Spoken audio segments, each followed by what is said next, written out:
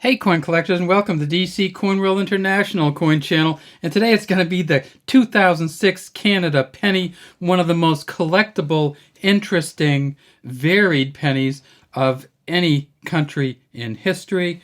And this is the back of it, the 2006.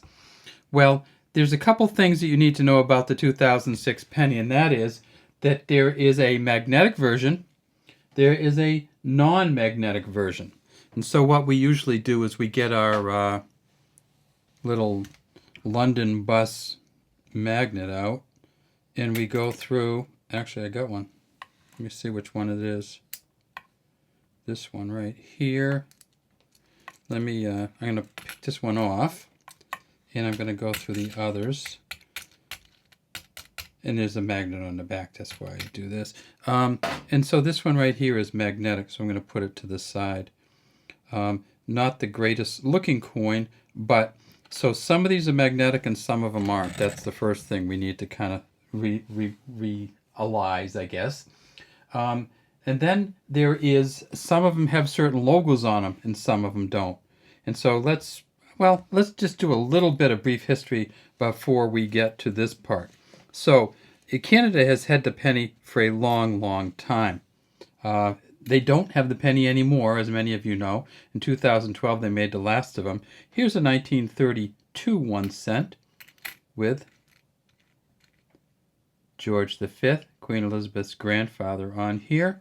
And so, and you notice on the back of this one, it says Canada 1 cent, and then it has the maple leaves on each side of the 1 cent.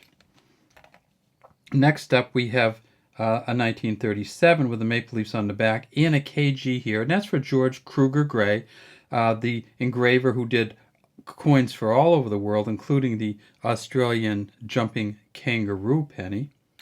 And if we look at this, we see this Queen Elizabeth's father, George VI. Then we have a 1952, and why did I put that in? Oh, I put that in because 1952 is the year that George V died. And you see an HP down here for Thomas Humphrey Paget, right down there, who did the engraving of these coins. And then in 1953, Queen Elizabeth became queen. And this, of course, is the Mary Gillick first portrait. Just a beautiful 29-year-old Queen Elizabeth with, they call it the laureate wreath, kind of a wreath in her hair and the ribbons flowing out the back. And that, of course, was, they carried over the George Kruger Gray back for Queen Elizabeth. And then here's the last one that we have, and that is the 2011. We don't have a 2012. No reason for it, just a little harder to get. And if you look at the 2011, you see that there's something down here, and that actually is a logo. And there is a number of logos on these coins, and this is one of the ones we're going to be looking at here. It's called the Royal Canadian Mint logo, and so you see the top half of a, can you see it? It has the top half of maple leaf on it and then like an M underneath. So that's one of the logos we're going to be looking for in the front of these coins. It turns out that in 2006 they made a regular coin, and let's see if we can find one of those right here, which didn't have any logos or anything else on them. You notice these coins didn't last that well. They are, some of them are copper, some of them have a little bit of steel in them, and that's what makes them magnetic. And they, because of the way they're coated with the planchets, sometimes this one here is actually going to be, the magnetic one is has a steel in it. This one is a copper-plated zinc with no. So see the bottom here, no mark. The top one here, there's a Royal Canadian Mint mark. Here's another Royal Canadian Mint mark. Let's see what else we got.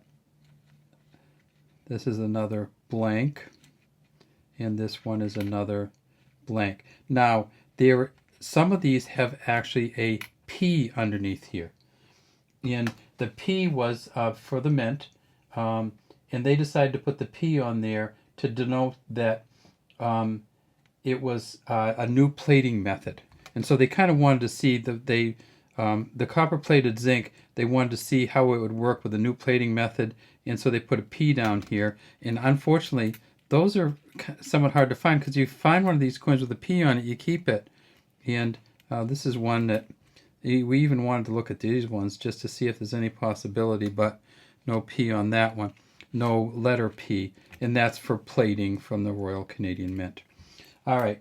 Well, how many of these did they make? Well, they made a ton of them. In 2006, they made 886 million regular.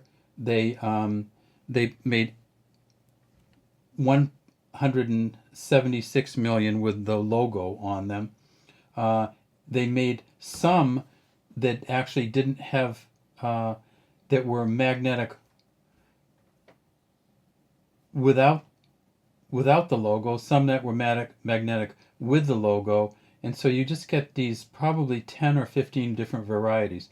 If you want to look and see how to identify these coins, what I would suggest you do is go to Coins in Canada, that's COINSANDCANADA.com, and they can walk you through all of these.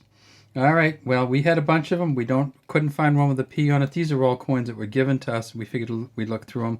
And so now you know what the old Canadian penny looked like and what the 2006 changes did to mix everybody up, including me. Thanks for watching DC Coin World International Coin Channel. We'd love to have you subscribe to the channel and leave any comments you might have in the comments section.